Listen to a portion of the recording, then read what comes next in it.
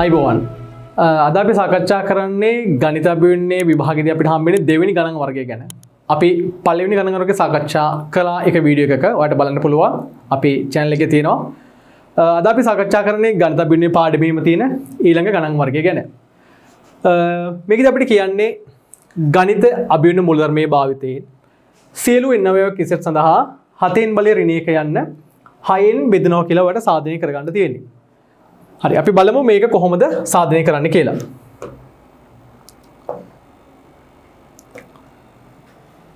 අපිට තියෙන්නේ 7න් බලය ඍණ 1. ඔයා මේකට නමක් දෙන්න fn කියලා. නමක් දෙන්න fn කියලා.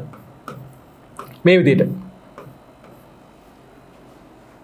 අපි මේකෙදි කරන්නේ කලින් අපි ගණිත පිටුනේ ගානේ හදපු විදිහටම ඔයා මේකෙදි මුලින්ම පියවරට යන්න ඕනේ. n සමාන 1ට යන්න. එහෙනම් අපි n සමාන 1 කියලා දා ගන්නවා මේකට පළවෙනි පියවර n සමාන 1 විට. එතකොට අපි මේකෙදි n වෙනුවට 1 දා ගන්නවා. එතකොට පේනවා f1 සමානයි 7 n ට 1 දැම්මා ඍණ 1. 7 පළවෙනි බලය 1යි 7 එකක් 6යි. අපි 6 කියලා මෙන්න මෙහෙම ලියාගෙන 6 වැඩි කිරීම 1යි. එහෙනම් ඔයාලට පේනවා කතරු කිව්වේ මේක 6න් බෙදනවා කියලා පෙන්න ගන්න. එහෙනම් ඔයාලට පේනවා 6 ගුණාකාරයක් ඇවිල්ලා තියෙන්නේ යනු මේක 6න් බෙදනවා. ඒ නිසා ඔයා දන්නවා මේක ප්‍රතිඵලය හරියනවා. එහෙනම් n සමානයි 1ට ප්‍රතිඵලය සත්‍ය වේ. අපි මේකේ ඊළඟ කොටස යනවා මේ ගාන කොටස් තුනකට යන්නේ. n සමානයි p ට ප්‍රතිඵලය සත්‍යයයි උපකල්පනය කරමු.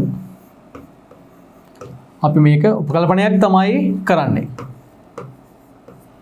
එතකොට ඔයාලට ගන්න පුළුවන් n වෙනුවට p. එහෙනම් අපි මේකේ fn එතකොට n ට අපි p දාගත්තා. fp සමානයි 7 p බලය ඍණ 1යි. ඔයා මේකෙදි මෙහෙම වැඩක් කරන්න ඕනේ. ඔයාට දැන් මේ ගානේ කතරු කියලා තියෙන මේක 6න් බෙදනවා කියලා පෙන්න ගන්නනේ. ඔයා මේකට 6යි k කියලා දාගන්න. 10න් බෙදනවා කියවනම් 10යි k. 20න් බෙදනවා 20යි k කියලා දාගන්නවා. ඊට පස්සේ ඔයා මේ ආපු ප්‍රකාශනයේ දැන් මේ පැත්තේ මේ පැත්තේ ඔයාට තියෙන ලොකුම බලය තනි කරගන්න. දැන් ඔයාලට පේනවා මෙන්න මේ ප්‍රකාශනයේ තියෙන ලොකුම බලය මොකක්ද? ලොකුම බලය තමයි 7p. එහෙනම් ඔයාලට පුළුවන් මේක අපි යාව උක්ත කරගන්නවා. ඒ කියන්නේ 7p සමානයි ඔයාලට ලියා ගන්න පුළුවන් 6k ධන 1යි. ඊටාම සරලයි. මෙයා මෙහෙට කිංච එක තමයි කරේ. හරි එහෙනම් අපි ගානේ දෙවෙනි කොටස ඊටාම සාර්ථකව ඉවර කරලා තියෙනවා. ගානේ ඊළඟ කොටස n සමානයි p ධන 1ට අපිට පෙන්න ගන්න තියෙන්නේ.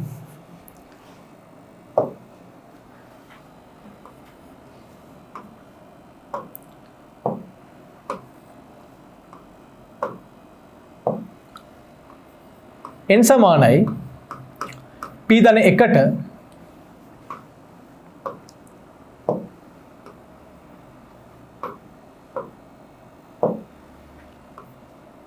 p ධන 1ට ප්‍රතිඵලය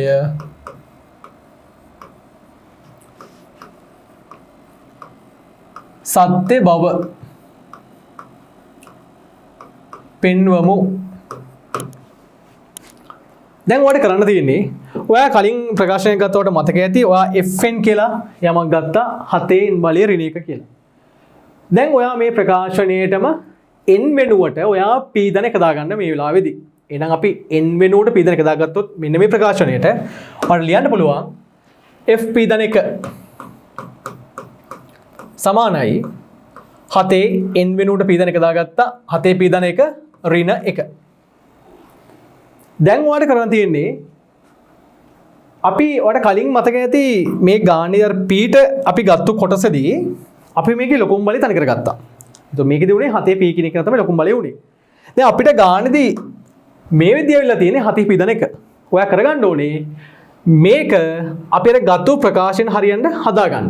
දැන් අපි ගත්තේ 7p නේ. ඔයාට කරන්න තියෙන්නේ මේක ඔයාලා ලියා ගන්න 7 පීදන එකයි කියන වදනවා දර්ශක නීතිය අනුව 7 පීදන එකයි කියන්නේ 7 p වැඩි කිරීම 7. මෙන්න මේ වගේ. මෙයා දර්ශක නීති අපිට මේ 7 8 පන්ති වල උගන්වන ඒවා. 7 p වැඩි කිරීම 7 1. දර්ශක නීතිය අනුව මේ දෙක වැඩි කියන්නේ එකතු වෙනවා. එහෙනම් ඔයාලට මේක ලියන්න පුළුවන් 7 පීදන එකයි කියන්නේ 7 p වතාවක් 7යි. ඍණ එකේ හැමම තියෙනවා. ඔයා කලින් ප්‍රකාශනය ගත්තා 7 පීට යම්කිසි දෙයක්. මොකද ඔයා ගත්තේ? ඔයා ගත්තේ 7 පී කියන්නේ 6යි k ධන 1. එහෙනම් අපි 7 පී වෙනුවට 6යි k ධන 1 අපි ආදේශ කරගන්නවා. එහෙනම් මේකට අපි දාගන්නවා 6යි k ධන 1යි. 7 ඉලක්කෙම කිසි වෙනසක් නැහැ. ඍණ එකත් වෙනසක් නැහැ. දැන් ඔයාලට පුළුවන් මේක වැඩි කරගන්න. 6 වරක් 42යි. ධන 7යි. ඍණ 1යි. 7 එකක් 6යි.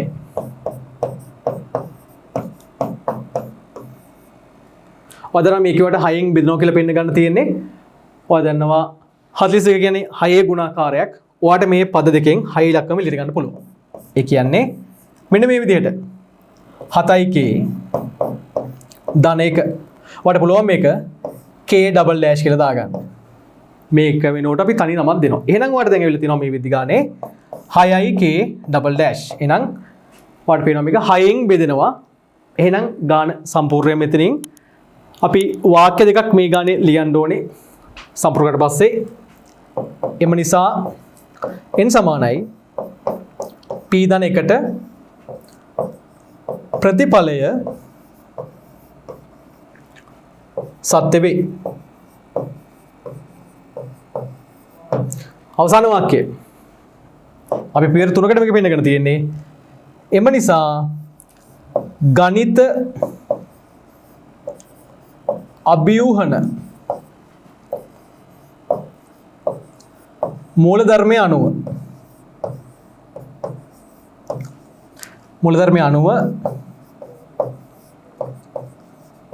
සියලු ධන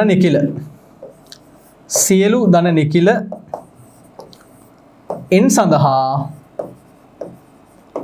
ප්‍රතිඵලයන් සත්‍ය වේ.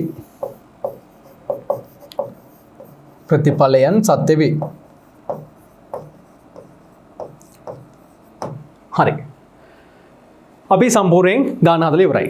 අපි දැන් කතා කරලා බලමුකෝ ගානේ ආයමත් මුල ඉඳන් අපි මොකද්ද කරේ කියන එක ගැන. අපිට කතරු දුන්නේ fn සමානයි 7n බලය ඍණ 1 කියන එක කෙනා අපිට 6න් බෙදනවා කියලා පෙන්න ගන්න තිබ්බේ. ඔයා මුලින්ම කරේ මේකට n සමානයි 1 දාගත්තා ඔයා. n සමානයි 1 දාගත්තොත් ඔයාලට මෙතන n එක දාලා ඔයා ගත්ත උත්තරේ 6 කියලා. කතරු කිව්වේ 6න් බෙදනවා කියලා පෙන්න ගන්න. එහෙනම් අපිට උත්තරේ 6 කියලා ආවා. එහෙනම් n සමානයි 1 ප්‍රතිඵලය හරි ගියා. ඊළඟට අපි කරේ n සමානයි p ට ප්‍රතිඵලය සත්‍යයයි කියලා අපි උපකල්පනය කරගත්තා. එන ඔයා කරේ ගානේ n ඉනෙන්තන්ට p දාගත්තා. හැබැයි අපි පොඩි දෙයක් මෙතනදී කරා මොකද කරේ? අපිට කතරු කියලා තිබ්බේ 6න් බෙදනවා කියලා පෙන්න ගන්න. එහෙනම් අපි 6යි k කියලා දාගත්තා. මම හිතන්නේ කිව්වා ඔයාලට මේක 12න් බෙදනවා කියලා පෙන්නන තිබ්බොත් 12යි k. 20න් බෙදනවා කියලා පෙන්නන තිබ්බොත් 20යි k. එහෙනම් අදාළ විදිහට අපි ඒ ඉලක්කම දාලා k දාගත්තා. ඊට පස්සේ අපි කරේ ගානේ තියෙන ලොකුම බලය. ඔයාලට හොඳට මතක තියාගන්න. මේ ගානේදී අපි උක්ත කරන්නේ අපිට මෙතනදී තියෙන ලොකුම බලය. විවිධ ගණන් වල විවිධ බලයන් තියෙන්න පුළුවන්. ඔයා ගන්න ඕනේ ඒ වෙලාවේ තියෙන ලොකුම බලය. මේ වෙලාවෙන් තිබ්බේ 7p තමයි ලොකුම බලය. එහෙනම් ඔයාලට පුළුවන් ඒක උක්ත කරලා මෙන්න මෙහෙම ලියාගන්න 6k ධන 1යි කියලා. ඕක තමයි අපි n සමාන p ට ප්‍රතිඵලය ගද්දි අපි කරේ. අපි තුන්වෙනි පියවරට ගියා. අපි ඊට පස්සේ කරේ n සමානයි p ධන 1ට ප්‍රතිඵලය සත්‍ය කියලා පෙන්න ගන්න හදන්නේ. ඒතර අපි කරේ ගානේ n ඉන්න තැනට p ධන 1 දාගත්තා මේ විදිහට. ඊට පස්සේ අපි ගානේ අපි කියව දාර්ශනික නීතිය අනුව මෙන්න මේ 7p ධන 1 අපිට ලියන්න පුළුවන්. 7p ධන 1 කියලා කියන්නේ 7p වතාවක් 7 1. එහෙනම් අපි 7p ධන 1 අපි ලියාගත්තා 7p වතාවක් 7 කියලා. ඍණ 1 එහෙම තිබ්බා. ඔයාලට මම කිව්වා මේකෙදි ලොකුම බලය තනි කරගන්න කියලා කලින් පියවරේදී. අන්නේ අදාළ ගත්තු ප්‍රකාශනය මෙතෙන් අපි ආදේශ කරගත්ත 7p මිනුවට මේ 7 ඉලක්කම මෙහෙම හිටියා. ඍණ 1 එහෙම හිටියා. අපි වරහන් ඉවත් කරගත්තා. වරහන් ඉවත් කරලා සුළු කරගත්තා.